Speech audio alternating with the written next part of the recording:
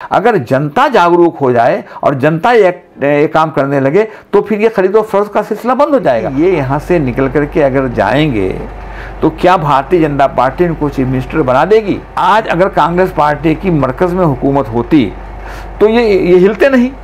दोस्तों आदाब, मैं अनीस अहमद खान हिंद वॉइस से आपसे मुखातिब। मेरे साथ हैं ज़ैद के फैज़ान साहब। आपका बहुत बहुत खैर मकदम है फैज़ान भाई हमारे चैनल पे। ये देश में बड़ी अजीब सी स्थिति चल रही है, आप देख रहे हैं पॉलिटिकली अनस्टेबिलिटी।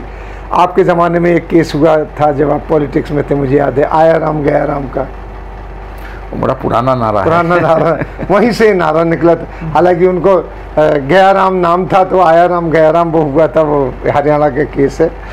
तो एक दिन में सुबह कोई पार्टी, शाम को कोई पार्टी, दोपहर में कोई पार्टी, इस तरीके से बदलते थे। पूरी भजन लाल ने सरकार बदल दी थी हरियाणा की। वो आपके ज़माने की बात है जब आप पॉलिटिक्स में बड़े एक्टिव थे। अब कुछ वैसे ही रूप लेके हमारे जो सिंधिया हैं, ज्योतिर्दत्त, वो आए हैं और अब वही वैसा ही रूप हमें पायलट का लग रहा है जो राजस्थान से आए हैं। इन्होंने खाया पिया सारा कुछ किया, अपने को ग्रूम किया कांग्रेस से। अब ये बगावत करके कहीं भी हाथ पकड़ने के लिए जा रहे हैं। उन्होंने तो हाथ पकड़ लिया, क्योंकि देखिए ऐसा है तो मैं तो ये पॉलिटिक्स चल रही है। मैं अर्ज करूं जी कि आया राम गया राम का सिलसिला तो बड़ा पुराना है और चलता रहा है और चल रहा है। और इंदिरा गांधी के ज़माने अगर आप मुझसे पूछते हैं तो ये चलेगा। दूसरी बात मैं कहना चाहता हूँ कि एम्बिशन कोई बुरी बात नहीं है अगर मुस्बत ढंग से हो, लेकिन मनफी कोई चीज़ भी बुरी होती है, निगेटिव ओवर एम्बिशियस होना बड़ी बुरी बात है। मेरा अपना मानना है कि जो भी राजस्थान क्राइसिस आज है, चल रहा है, जिसकी तरफ आपने इशारा किया, तो राजस्थान का जो क्राइसिस है ये हमारे जो वहाँ पर सचिन पायलट हैं उनकी जो ओवर एम्बिशियसनेस है जिसे कहना चाहिए, उसका ये सब तमाशा है। अब वो वहाँ पर पार्टी के प्रेसिडेंट हैं, डिप्टी चीफ मिनिस्टर, वो डिप्टी चीफ मिनिस्टर भी हैं। क्या है वहाँ उनका नाम है राजेश पायलट थे।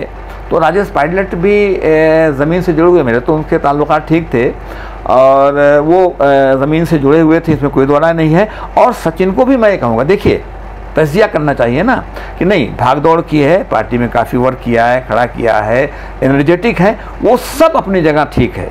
लेकिन ये कि आप पार्टी के प्रेसिडेंट भी हैं, आप डिप्टी चीफ मिनिस्टर हैं, what more do you want at this stage? समझा आपने? अब ओवर एम्बिशियसनेस कि भाई अब हम जो है चीफ मिनिस्टर बनेंगे, तो भाई ये तो फिर अच्छा बीजेपी से वो तालमेल उनका चल रहा है। आज सिंधिया ने प्रेस कॉन्फ्रेंस कर वगैरह पहले भी उन्होंने ट्वीट कर रखा है, बाद में भी खबर आ गई कि उन्होंने कहा कि वहाँ नौजवानों की बड़ी हालत ख़राब है और फलाया और ढेका है, समझा आपने। इसी चार्ज लगा के वो भागे भी थे। अब वो इनके खिलाफ भी इसको भी बाद में लेने कहते भी हैं कि इनका अंदरखानी की बात हो गई है, अब क्या हुई है क्या नहीं हुई है, वो सब अपनी जगह पर। लेकिन मेरा कहना ये है कि ये यहाँ से निकल करके अगर जाएंगे तो क्या भारतीय जनता पार्टी इनको चीफ मिनिस्टर बना देगी? नंबर एक, ये क्या वहाँ पर हासिल करेंगे? एक बात सुनिए जी। और दूसरी बात ये है कि अगर वो चीफ मिनिस्टर बना भी देगी, अभी सब अगर है जी, अभी तो सरकार की जाने की जब बात होगी, आंकड़े पूरे तो करें, 25 लेके गायब हैं, लेकिन वो अभी मैं देख रहा था कि अशोक गहलोत भी वहाँ से उनके 100 पूरे होने वाले हैं। वो कह रहे हैं मेरे पास 1-2 हैं। और अभी वो बाद में जब अच्छा होता क्या है, जब पल्ला भारी होने लगता है तो जो लोग उधर होते हैं कूद चले जाते हैं। वो जो आया गया राम, ये ताकत के पुजारी ये लोग हैं। हिंदुस्तानी पॉलिटिकल सिस्टम की जो खराबी है दुनिया में है, ऐसा नहीं है, लेकिन हमारे यहाँ ज़रा भोले ढंग से काम होता है। आज अगर कांग्रेस पार्टी की मरकज़ में हुकूमत होती तो ये हिलते नहीं। हुआ है, ये इसलिए है कि यहाँ पर मरकज़ में बीजेपी की हुकूमत है और बीजेपी हुकूमत जो है उनको हर तरीके से लालच दे रही है। तो विधायकों को वहाँ फाइनेंस कर सकते हैं। 25-25 करोड़ रुपए की बात मैं सुन रहा हूँ। एसओजी ने वहाँ पर रिपोर्ट लगाई है। एक्चुअली एसओजी ने ही खबर दी राजेश पायलट को और इसको क्या कहते हैं अशोक गहलोत को, जिससे उसके कान खड़े हुए। उन्होंने फिर अपना पॉलिटिकली, क्योंकि वहाँ दूध का जला फूंक फूंक के पिए, कदम रखे, तो उन्होंने वहाँ पर देख चुके हैं मध्य प्रदेश में कैसे क्या हुआ, उससे पहले कर्नाटक में क्या हुआ, गोवा में इन्होंने कैसे अपनी सरकार बीजेपी ने बना ली। तो बीजेपी भी बड़े भोटे ढंग से काम कर रही है, भोटे ढंग से कर रही है। लेकिन एक बात बताइए, जोड़ तोड़ तो सियासत का एक हिस्सा है। एक चीज बताइए खान साहब कि आपके कांग्रेस के स्टालवर्ड जो हैं जी, शशि थरूर हैं जी, आपके सिब्बल साहब हैं, उन्होंने भी एक किया कि कांग्रेस इनकी बात क्यों नहीं सुन रही है। किसकी? जो लोग उसमें कांग्रेस में, नहीं, मेरा अपना ख्याल ये है कि कांग्रेस को उन्होंने ऐसा है, कांग्रेस के अंदर इस तरह की बहुत सी खराबियां आ गई हैं और उसी का खमियाजा कांग्रेस पार्टी भुगत रही है। समझा आपने, ना मिलने का, ना अपॉइंटमेंट सिस्टम, ये सब चीज़ें वहाँ पर हैं। समझा आपने, कोई भी सिस्टमेटिक काम नहीं हो रहा है। ये बात सही है कि आजकल थोड़ा बोलने लगे हैं, लोग बोल रहे हैं, लेकिन बकिया जो संगठन का तरीका है, जो पार्टी पॉलिटिक्स होती है, जैसे वहाँ सिस्टम होता है, वो पार्टी का जो इस तरह का सिस्टम है वो कांग्रेस पार्टी में मुझे दिखाई नहीं पड़ता। तो Sibal is right, Shashi Tharoor is right, और शशि थरूर ने पहले भी इस तरह की बातें कई मरतबा अंगुश नुमाई की है, लेकिन वहाँ कोई सुनने को तैयार नहीं। लेकिन मेरा थोड़ा सा तबसरा ये है, मैं इसके खिलाफ हूँ। मुझे लगता है कपिल सिब्बल का जो बयान है, इतने सीनियर लीडर का वो पॉलिटिकल मैच्योरिटी है। एक अच्छे वकील हो सकते हैं और लगता है उसी बैकग्राउंड से वो हैं, तो लेकिन जो कपिल सिब्बल को ग्रास रूट पॉलिटिक्स का कोई अंदाज़ा नहीं है, ये मैं ऑन रिकॉर्ड कह रहा हूँ, इसलिए वो इस तरह की बातें करें। पॉलिटिकल मैच्योरिटी है, ऐसे मौके पे इस तरह की बात करना कि वो पार्टी कब जागी जब अस्तबल से घोड़े चले जाएंगे, इसका मतलब पार्टी सो रही है, पार्टी कुछ नहीं कर रही है, पार्टी को ऊपर इल्जाम आयद कर रहे हैं। आप सोनिया गांधी, राहुल गांधी जो भी यहाँ पर हैं, उनको कटघरे में खड़ा कर रहे हैं। ऐसा थोड़ी सियासत होती है, समझा आपने। वो हर चीज़ के कहने का एक मौका होता है। क्यों नहीं आप पार्टी के फोरम पर उठाते, क्यों नहीं आप वहां से जाए? अच्छा, इतने पहले क्यों नहीं उठाया आपने? कहते, वही मैं कह रहा हूँ, ये बेकार की बातें करते हैं खाली, पता नहीं क्यों बोल दिया इन्होंने बात। ठीक है, ऐसा अब बिल्कुल आप एक तरफ से कह दीजिए कि कांग्रेस पार्टी ने कोई कोशिश ही मध्य प्रदेश में नहीं की, गोवा में तो थोड़ा सा ढीले, गोवा में तो मैं भी कहता हूँ कि थोड़ा जाने में लेट हुए, क्या हुए, बहरहाल वो चीज़ें मध्य प्रदेश वहाँ कर्नाटक के अंदर इन्होंने, ऐसा नहीं है। लेकिन ये कि एक मिजाज है पावर के साथ चलने का, नंबर एक, और नंबर टू ये कि ये पैसे भी देते हैं कि ये 25 करोड़ रुपया ले लो। 25 करोड़ रुपए भैया मिल रहे हैं, एक एमएलए हैं, पता नहीं किस बैकग्राउंड से आए हैं। 25 करोड़ रुपए की रकम बहुत बड़ी होती है, कहते हैं 10 करोड़ अभी ले लो और 15 करोड़ रुपया बाद में लेना। ये सब रिपोर्ट खुल के आ रही हैं। तो उनके लिए क्या मसला है, वो तो पावर में है, लूट। अभी एक बात बताइए, सुनिए, सरकार पावर में है, लूट रही है, माफ कीजिएगा, तो वो तो 25 नहीं 50 करोड़ रुपया देगी, उसको सरकार गिरानी है। ये इन्होंने करोड़ों की सेल लगा रखी है बीजेपी ने, तो क्या कभी ये बीजेपी के सर पर नहीं आके पड़ेगी? आज नहीं, कल नहीं, परसों नहीं, वो तो मिजाज है। ये प्राइम मिनिस्टर केयर फंड का पैसा है। मेरी बात सुन लीजिए, प्राइम मिनिस्टर केयर फंड का पैसा यहाँ लग रहा है। ये नहीं, ऐसा है, पावर जो है उसको कैप्चर करने का एक सिस्टम और तरीका है।